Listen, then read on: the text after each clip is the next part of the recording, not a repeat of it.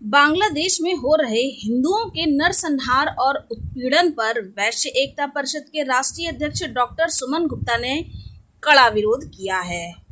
रायबरेली पहुंचे डॉक्टर सुमन गुप्ता ने भारत सरकार से बांग्लादेश हिंसा को रोकने के लिए पर्याप्त कदम उठाने की अपील की है। डॉक्टर सुमन गुप्ता ने इसके साथ ही लिव इन रिलेशनशिप का विरोध किया है। उन्होंने साफ तौर पर कहा कि माता पिता के संस्कारों को कुचलकर इस तरह के रिलेशनशिप बनाना और उनको मान्यता देना दोनों ही सामाजिक हित से गलत है। वैश्य एकता परिषद के अध्यक्ष ने भारत सरकार के द्वारा स्वास्थ्य बीमा पर लगने वाले 18% टैक्स को खत्म करने की मांग की है। उन्होंने इसे मौलिक अधिकार के हनन का मामला बताया है। डॉक्टर सुमंत गुप्ता काशी में 13 और 14 अगस्त को होने वाले वैश्य समाज के बड़े सम्मेलन के लिए जन समर्थन जुटाने रायबरेली पहुंचे थे। रायबरेली से ब्यूरो चीफ शशिधर त्रिपाठी की रिपोर्ट। इस सम्मेलन में हम राजनीतिक, आर्थिक, सामाजिक प्रस्ताव पारित करने वाले हैं।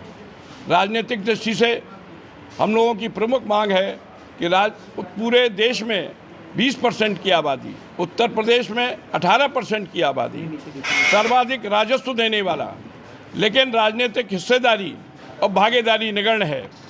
हम लोगों की मांग है कि आने वाले कल में जो उत्तर प्रदेश में विभिन्न निगमों, अन्य सरकारी, अर्ध सरकारी निगमों में मनोनीत होने वाले हैं, उसमें वैश्य समाज की हिस्सेदारी और भागीदारी दी जानी चाहिए कि चुनाव में सर्वाधिक तन मन धन से समर्थन करने वाला वैश्य व्यापारी समाज है। दूसरा, जिस प्रकार से विधान परिषद में स्नातकों के लिए, अध्यापकों के लिए 10 आरक्षण की व्यवस्था की गई है, टीचर्स के लिए सीटें आवंटित की गई हैं, उसी तर्ज पर विधान परिषद में 10% सीटें वैश्य व्यापारी समाज को, जो सरकार के खजाने में राजस्व देते हैं, उनको देने का काम किया जाना चाहिए। आपने लिव इन रिलेशनशिप और बांग्लादेश में हिंदुओं पर अत्याचार का मुद्दा उठाया, तो कैसे रखेंगे इसको?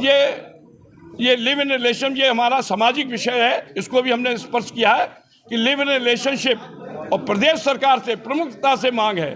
जिस प्रकार से उत्तराखंड की सरकार ने लिव इन रिलेशनशिप में रहने वाले लोगों के लिए रजिस्ट्रेशन अनिवार्य कर दिया है, इसी तर्ज पर इसके लिव इन रिलेशनशिप पर कठोर कानून बनाने चाहिए, जिससे उनके परिवारों का भी जीवन सुरक्षित रह सके। और लिव इन रिलेशनशिप का ही परिणाम है कि कई टुकड़े बच्चियों के कर दिए जाते हैं, तो उनकी जान माल की सुरक्षा की व्यवस्था उत्तर प्रदेश की सरकार के ऐसे कानून बने, तभी परिवारों की सुरक्षा सुनिश्चित रह सकेगी। बांग्लादेश में जिस प्रकार से हिंदुओं की दुकानों को हिंदुओं के साथ जलाए जाने की घटना, परिवारों को समाप्त करने की घटना, पूरे कम से कम 27 जिले इन घटनाओं से प्रभावित हुए हैं और पूरा हिंदू समाज वहाँ अपने को भयाक्रांत महसूस कर रहा है, असुरक्षित महसूस कर रहा है। तो कम से कम जो बांग्लादेश की नई सरकार बनी है, उससे मांग है कि हिंदुओं परिवारों के जान माल की सुरक्षा प्राथमिकता के आधार पर की जानी चाहिए। जो मंदिर समाप्त किए जा रहे हैं, मंदिरों पर जो हमला किया जा रहा है, उनकी सुरक्षा व्यवस्था मजबूत की जाए। इस्कॉन जैसे मंदिर जो शांति व्यवस्था के प्रतीक बने हुए हैं, उनको नष्ट किया गया है।